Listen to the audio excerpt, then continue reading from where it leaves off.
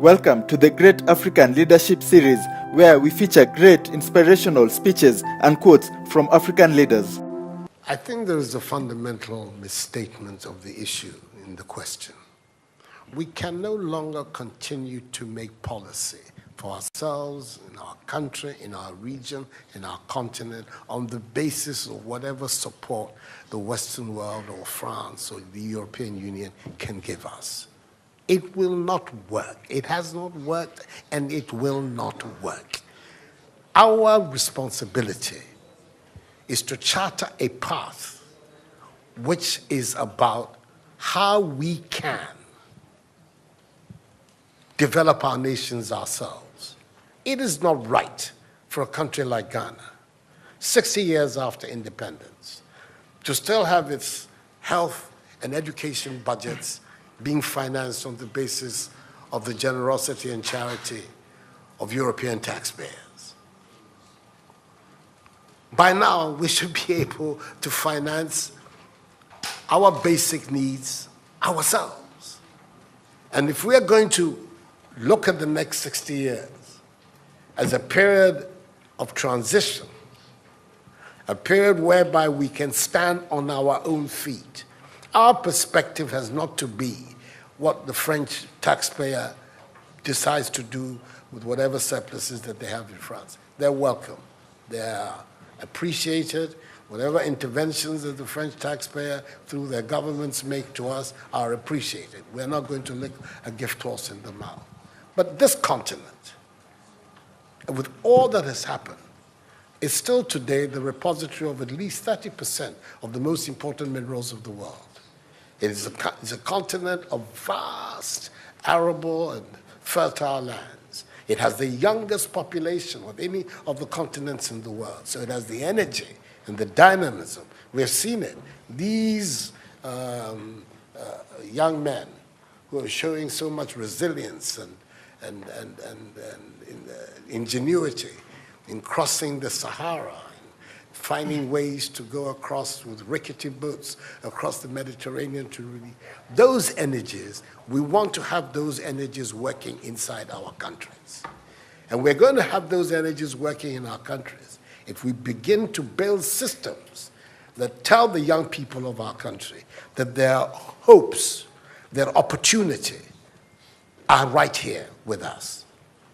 Migration and the movement of people is being presented in a manner which suggests that somehow it's a new phenomenon. There's nothing new about it. It's as old as man, the movement of people. And it has always been linked to the same thing: the failure of where you are to provide you with an opportunity, so you move somewhere else. Those of you who are familiar with 19th century European history would know that the biggest wave of immigration in 19th century Europe, the latter part of it, came from Ireland and from Italy. Waves upon waves, generations of Italians and the Irish people left their countries to seek the American paradise, largely because Ireland was not working, Italy was not working. Today, you don't hear it.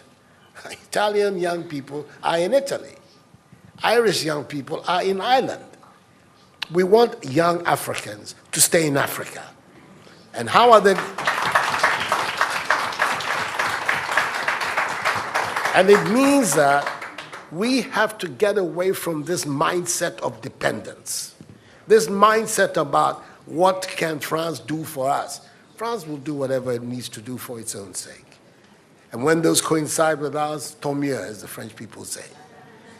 But our main responsibility as leaders, as citizens, is what we need to do to grow our own countries. What are the institutions that work that will allow us to have good governance, to have accountable governance, to make sure that the monies that are placed at the disposal of leaders are used for the interests of the state and not for those of the leaders, to have systems that allow for accountability, that allow for diversity, that allow for people to be able to express themselves and contribute to fashioning the public will and the public interest.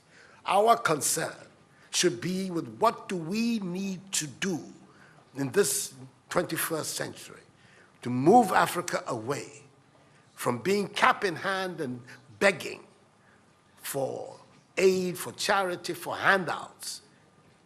The African continent, when you look at its resources, should be giving monies to other places. We have huge wealth on this continent, in our own country of Ghana. And we need to have a mindset that says, we can do it. Others have done it. We can also do it. And once we have that mindset, we will see it as a liberating factor for ourselves. We keep talking about how it was that Koreans, Malaysians, Singaporeans, who got their independence at the same time as us. We're told of that at the time of Ghanaian independence, per capita Ghanaian income was higher than that of Korea. Today, Korea is part of the first world. So is Malaysia. So is Singapore. What happened? Why did they make that transition? And 60 years after independence, we are where we are. Those are the matters that should concern all of us as Africans, as Ghanaians. And not, when I say so with the greatest of respect to the French president, I think that the cooperation of France is something that I am, as you know, a strong friend of France. I am Francophile. So I don't have any difficulty with that. But I'm talking about our own propulsion, what we need to do to get our countries to work so that we can create the conditions that would allow our young people to forego this hazardous effort to get to Europe. They're not going there because they want to. They're going there because they don't believe they have any opportunities in our countries. So that should be our focus. And I believe that with that if we change that mindset of dependence, that mindset which is contingent on aid and charity, we would see that in the decades ahead of us, the full flowering of the African peoples will take place. And that new African personality that was talked about at the time of our independence will become real and imminent in our times. That's what I'm saying. I hope that I'm not upsetting the questioner or even some of my friends who are here.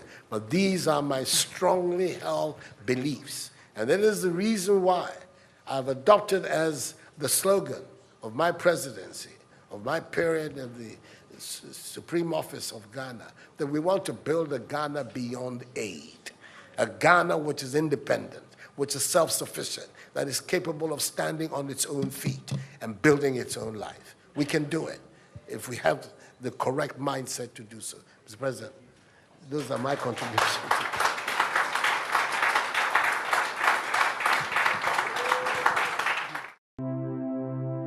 Share this video with friends and family to support the channel.